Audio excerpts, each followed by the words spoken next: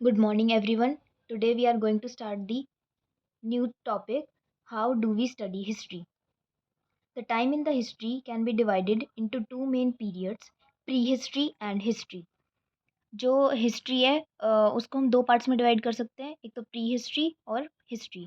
Pre history is the period for which we have no written records. Prehistory वो period होता है जिसमें हमारे पास कोई भी लिखे हुए रिकॉर्ड्स नहीं होते।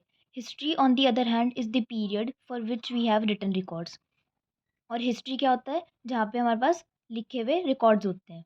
To know more about the prehistoric period we depend on the archaeological sources found from archaeological sites such as artefacts, monuments, coins and inscriptions. And हमें प्री हिस्ट्री के बारे में ज़्यादा जानना है तो हम आर्कियोलॉजिकल सोर्सेज पर डिपेंड करते हैं, जैसे कि artefacts, monuments, coins and inscriptions. On the other hand, literary sources include written records of the past, also known as manuscriptions. और लिटरेरी सोर्सेज पे भी डिपेंड करते हैं। जो रिटन रिकॉर्ड्स होते हैं उनको हम क्या बोलते हैं, जो पास्ट में लिखे जाते हैं उनको हम बोलते हैं manuscripts. Dates in the history. Chronology is the way in which events are arranged according to the order of time.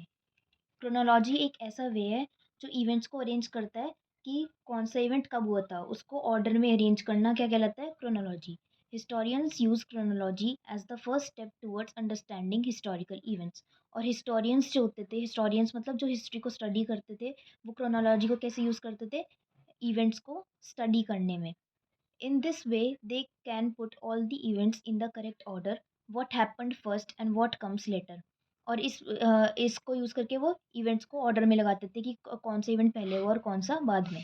Before common era BCE, the birth of Christ is the reference point from which historians count dates. Birth of Christ is the reference point from which historians count date means कि जब Christ का birth हुआ था उस point से।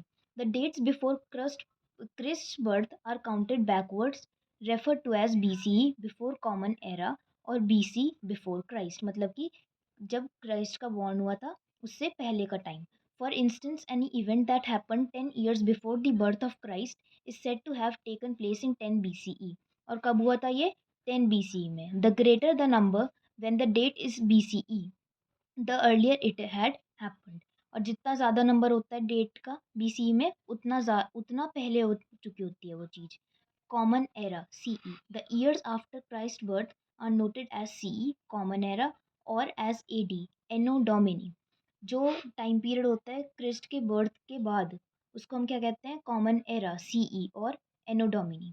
इन Latin it means in the year of the Lord, मतलब जब भगवान का जन्म हुआ था। These years are counted forwards, that is 99 CE comes before 100 CE, मतलब 99 CE जो है वो 100 CE से पहले आता है क्योंकि ये फॉरवर्ड में काउंट किया जाता है।